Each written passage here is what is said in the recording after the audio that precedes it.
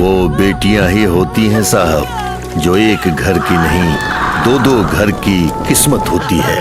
और जब उसी बेटी पर अत्याचार हो जाए तो समझो उस घर का विनाश निश्चित है। ये कहानी ऐसी ही दो बहनों की है, सीता और गीता।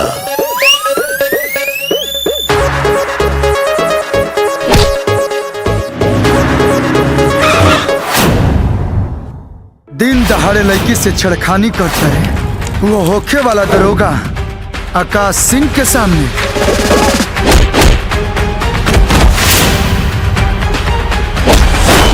वो दिनवा तो बिना नामे पता बतौले गाड़ी में बैठलू और निकल गलू ठंडे ठंडे। अब पूछा तारू हम के? अच्छा तू बाड़ा चिन्हत नइखू का? ना तोरा जैसन सरफिरी घमंडी से कोनो पागले होई जे प्यार करी। अरे बुद्धू ई हमार दीदी है सीता दीदी। हे रानी महंगाई खानी बढ़तारू, शेयर मार्केट खानी चढ़तारू। बारू सावर ना गोर बारू मीडियम में बारू सावर का बानू।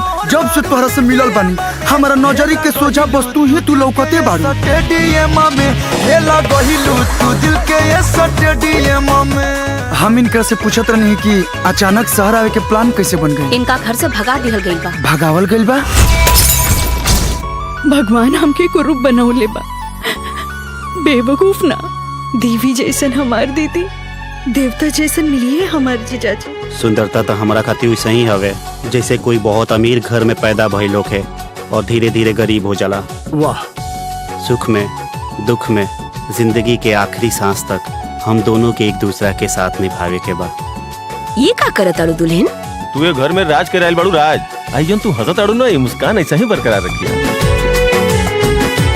संग बाड़ा बलम मिले दिल के अलम, तो के हर पल निहारत नयनवा रहे। जबल चमकत आकाशवा में चनवा रहे। तू कहले रहलू ना कि देवता समान मिली तोहरा के जीजाजी, तू एकदम सही कहले रहलू। हाँ। हम बहुत खुश मानी गीता। 3.5 करोड़ रुपए तक दे चुकल बाड़े हमारे बाबूजी, और वो कहता नहीं कि और मांगा। जो ना पापी के दुनिया के अदालत सजा ना देवेला ओकरा के सजा दी ना हम।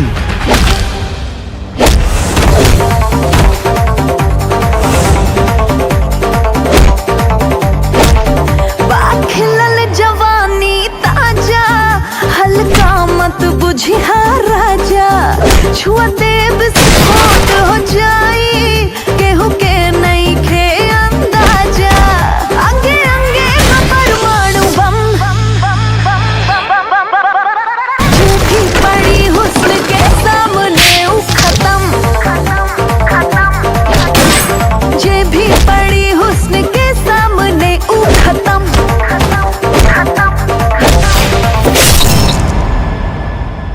जे आग लगावेला कभी कभी वही आग में वो खुद जल के भस्म हो जाता।